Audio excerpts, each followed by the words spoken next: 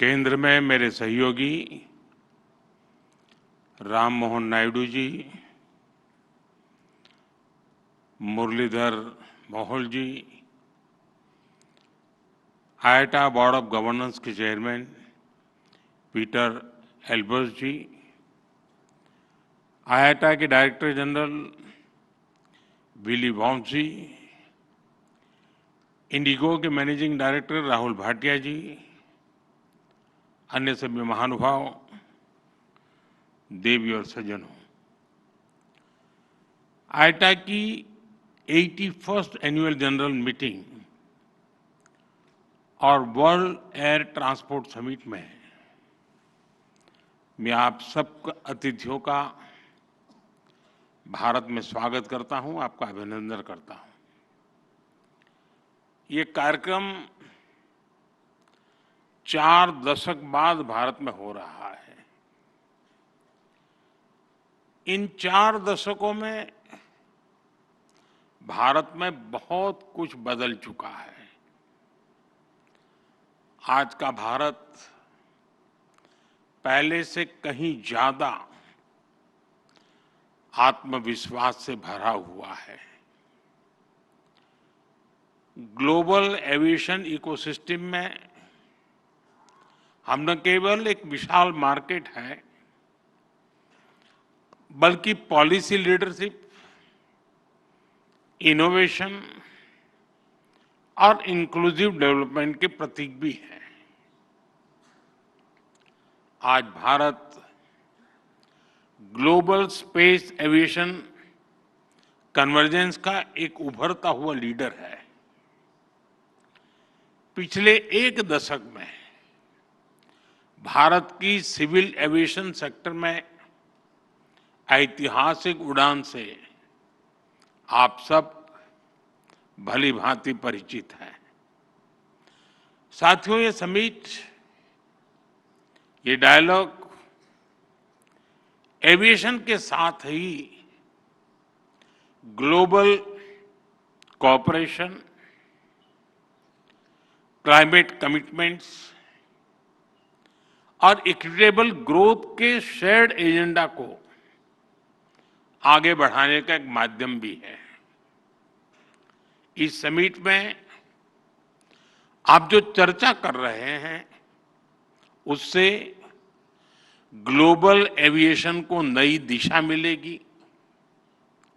मुझे विश्वास है हम इस सेक्टर की इन्फिनिट पॉसिबिलिटीज को टैप कर पाएंगे, उन्हें और बेहतर ढंग से यूटिलाइज कर पाएंगे।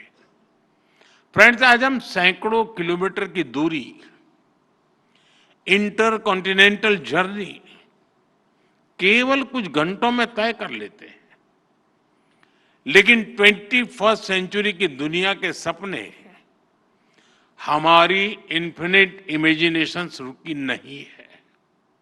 आज इनोवेशन और टेक्नोलॉजी अपग्रेडेशन की स्पीड पहले से भी कहीं तेज है, और हमारी स्पीड जितनी तेज हुई है, हमने उतनी ही डिस्टेंट डेस्टिनेशन को अपनी डेस्टिनी बनाया है।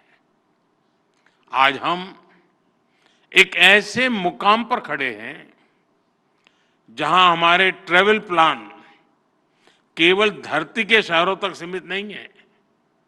इंसान आज स्पेस फ्लाइट्स और इंटरप्लेनेटरी यात्राओं को भी कमर्शलाइज करने, उसे सिविल एविएशन के लिए खोलने के सपने देख रहा है। ये बात सही है कि इसमें भी समय है, लेकिन ये बताता है कि आने वाले समय में एविएशन सेक्टर कितने बड़े ट्रांसफॉर्मेशन और इनोवेशन का केंद्र बनने वाला है। भारत इन सभी संभावनाओं के लिए तैयार है। मैं इसका आधार भारत में 3 मजबूत पिलर्स के कारण बता रहा हूं। पहला, भारत के पास मार्केट है। ये मार्केट मात्र कंज्यूमर्स का समूह नहीं है, ये भारत की एस्पिरेशनल सोसाइटी का प्रतिबिंब है। दूसरा, टेक्नोलॉजी और इनोवेशन के लिए हमारे पास डेमोग्राफी और टैलेंट है। हमारे युवा नए दौर के इनोवेटर्स हैं जो आर्टिफिशियल इंटेलिजेंस, रोबोटिक्स और क्लीन एनर्जी जैसे क्षेत्रों में ब्रेक थ्रू ला रहे हैं। तीसरा, हमारे यहां इंडस्ट्री के लिए ओपन और सपोर्टिव पॉलिसी इकोसिस्टम है। इन तीनों सामर्थ्य के दम पर हमें मिलकर भारत के एविएशन सेक्टर को नई ऊंचाई पर लेकर जाना है। फ्रेंड्स, बीते वर्षों में भारत ने सिविल एविएशन के क्षेत्र में एक अभूतपूर्व परिवर्तन देखा है। आज भारत दुनिया का तीसरा सबसे बड़ा डोमेस्टिक एविएशन मार्केट है। हमारी उड़ान योजना की सक्सेस इंडियन सिविल एविएशन का एक गोल्डन चैप्टर है। इस योजना के तहत 15 मिलियन से ज्यादा यात्रियों को सस्ती एयर ट्रैवल की सुविधा मिली है। कई नागरिक पहली बार हवाई सफर कर पाए हैं। हमारी एयरलाइंस भी लगातार डबल डिजिट ग्रोथ हासिल कर रही है। भारत और विदेशी एयरलाइंस को मिलाकर हर साल करीब 24 करोड़ यात्री, 240 मिलियन पैसेंजर्स हमारे यहां उड़ान भरते हैं। यानी दुनिया के ज्यादातर देशों की टोटल पॉपुलेशन से भी कहीं ज्यादा। और 2030 तक ये संख्या 50 करोड़ 500 मिलियन पैसेंजर तक पहुंचने की संभावना है।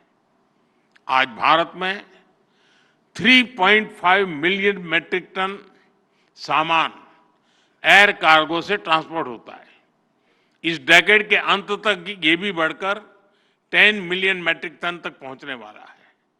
साथियों, ये केवल आंकड़े नहीं है, ये नए भारत के पोटेंशियल की एक झलक है और भारत अपने इस पोटेंशियल को मैक्सिमाइज करने के लिए फ्यूचरिस्टिक रोडमैप पर काम कर रहा है। हम वर्ल्ड क्लास एयरपोर्ट इंफ्रास्ट्रक्चर में इन्वेस्ट कर रहे हैं। जैसा नायडू जी ने बताया, 2014 तक भारत में 74 ऑपरेशनल एयरपोर्ट थे। आज इनकी संख्या बढ़कर 162 हो चुकी है। इंडियन कैरियर्स ने 2000 से ज्यादा नए एयरक्राफ्ट के लिए ऑर्डर दिए हैं और ये तो अभी शुरुआत है। भारत का एविएशन सेक्टर एक ऐसे टेक ऑफ पॉइंट पर खड़ा है जहां से उसे लंबी और सबसे ऊंची उड़ान भरनी है। और ये उड़ान केवल भौगोलिक सीमाओं को पार नहीं करेगी, बल्कि ये दुनिया को सस्टेनेबिलिटी, ग्रीन मोबिलिटी और इक्विटेबल एक्सेस की दिशा में भी ले जाएगी। फ्रेंड्स, आज हमारे एयरपोर्ट्स की हैंडलिंग कैपेसिटी हर साल 500 मिलियन यात्रियों तक पहुंच चुकी है। भारत आज दुनिया के उन गिने चुने देशों में है जो टेक्नोलॉजी के जरिए यूजर एक्सपीरियंस के नए स्टैंडर्ड सेट कर रहा है। हम सेफ्टी, एफिशिएंसी और सस्टेनेबिलिटी पर भी उतना ही फोकस कर रहे हैं। हम सस्टेनेबल एविएशन फ्यूल्स की ओर बढ़ रहे हैं, ग्रीन टेक्नोलॉजीज में निवेश कर रहे हैं, कार्बन फुटप्रिंट्स घटा रहे हैं। हम प्रोग्रेस और प्लेनेट की सुरक्षा दोनों सुनिश्चित कर रहे हैं। साथियों, ये हमारे जो विदेशी अतिथि हैं, मेरा उनसे आग्रह है कि आप डीजी यात्रा ऐप के बारे में जरूर जानिएगा। डीजी यात्रा ऐप डिजिटल एविएशन का एक उदाहरण है। ये फेशियल वेरिफिकेशन टेक्नोलॉजी के माध्यम से एयरपोर्ट एंट्री से लेकर बोर्डिंग गेट तक सीमलेस यात्रा का कंप्लीट सॉल्यूशन है। कहीं कोई पेपर, डॉक्यूमेंट्स, आईडी दिखाने की जरूरत नहीं। मैं समझता हूं भारत के ये इनोवेशंस इतनी बड़ी पॉपुलेशन को बेहतर सर्विसेज देने के एक एक्सपीरियंस से ये कई देशों के काम आ सकता है। यह सिक्योर, और स्मार्ट सॉल्यूशन का एक ऐसा मॉडल है जो ग्लोबल साउथ के लिए भी प्रेरणा बन सकता है। साथियों, भारत के तेजी से एक्सपांड कर रहे एविएशन सेक्टर के पीछे एक और बड़ा कारण है consistent reforms. Bharat global manufacturing hub बने, इसके लिए हम हर तरह से कदम उठा रहे हैं। इस साल के बजट में हमने मिशन मैन्युफैक्चरिंग घोषित किया है। इसी वर्ष हमने भारत की पार्लियामेंट में, जैसा नायडू जी ने अभी बताया, protection of interest in aircraft objects bill पारित किया है। इससे केपटाउन कन्वेंशन को भारत में कानूनी ताकत मिली है। अब एयरक्राफ्ट लीजिंग करने वाली ग्लोबल कंपनियों के लिए भारत में नया मौका खुल रहा है। आप सभी को गिफ्ट सिटी में मिल रही छूट के बारे में भी जानकारी है। गिफ्ट सिटी के इंसेंटिव्स ने भारत को एयरक्राफ्ट लीजिंग का एक अट्रैक्टिव डेस्टिनेशन बना दिया है। साथियों, नया भारतीय वायुयान अधिनियम हमारे एविएशन कानूनों को ग्लोबल बेस्ट प्रैक्टिसेस के अनुरूप बना रहा है।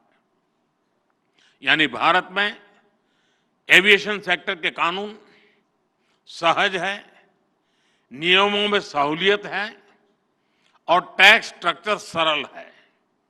इसलिए दुनिया की बड़ी एविएशन कंपनियों के लिए भी भारत में निवेश के लिए एक बेहतरीन अवसर है। फ्रेंड्स, एविएशन सेक्टर में ग्रोथ का मतलब है नई उड़ान, नए रोजगार और नई संभावनाएं।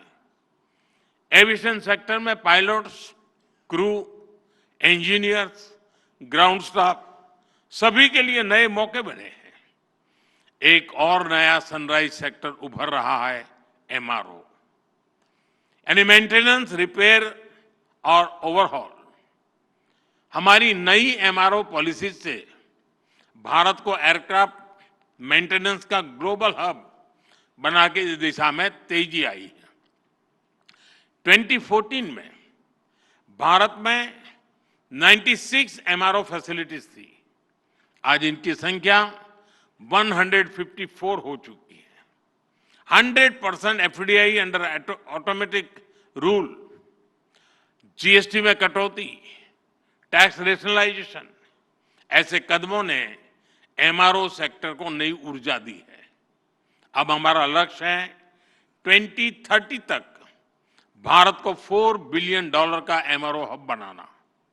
साथियों, हम चाहते हैं कि दुनिया भारत को सिर्फ एक एविएशन मार्केट नहीं, बल्कि एक वैल्यू चेन लीडर के रूप में भी देखें। डिजाइन से लेकर डिलीवरी तक Bharat global aviation supply chain का इंटीग्रल हिस्सा बन रहा है। हमारी दिशा सही है, हमारी गति सही है, इसलिए हमें विश्वास है कि हम तेजी से आगे बढ़ते रहेंगे। मेरा आग्रह है, मेक इन इंडिया के साथ सभी एविएशन कंपनियां डिजाइन इंडिया भी करें। साथियों, भारत के एविएशन सेक्टर का एक और मजबूत पक्ष है उसका इंक्लूसिव मॉडल। आज भारत में 15% से अधिक पायलट महिलाएं हैं। ये ग्लोबल एवरेज से 3 टाइम्स ज्यादा है। दुनिया भर में कैबिन क्रू में महिलाओं की औसत भागीदारी लगभग 70% है। हमारे यहाँ 86% है। भारत के एमआरओ सेक्टर में महिला इंजीनियरों की संख्या भी ग्लोबल एवरेज से आगे बढ़ रही है। साथियों, आज एविएशन सेक्टर का एक और की कंपोनेंट ड्रोन टेक्नोलॉजी है। भारत ड्रोन टेक्नोलॉजी को टेक्नोलॉजिकल एडवांसमेंट के लिए इस्तेमाल कर रहा है। साथ ही हमने इसे फाइनेंशियल और सोशल इंक्लूजन का एक टूल बनाया है।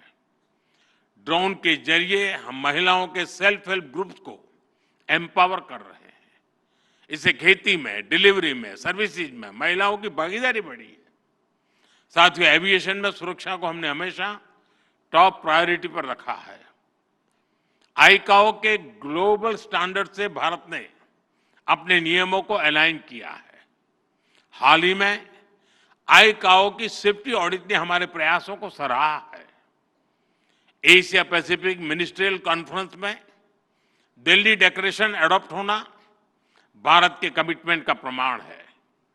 भारत हमेशा ओपन स्काईज और ग्लोबल कनेक्टिविटी के समर्थन में खड़ा रहा है। हम शिकागो कन्वेंशन के सिद्धांतों का समर्थन करते हैं। आइए हम मिलकर एक ऐसा फ्यूचर बनाएं जहां हवाई यात्रा सभी के लिए एक्सेसिबल, अफोर्डेबल और सिक्योर हो। मुझे विश्वास है कि आप सभी एविएशन सेक्टर को नई ऊंचाई पर ले जाने के नए समाधान निकालेंगे। मैं आपको अनेक अनेक शुभकामनाएं देता हूं। बहुत बहुत धन्यवाद।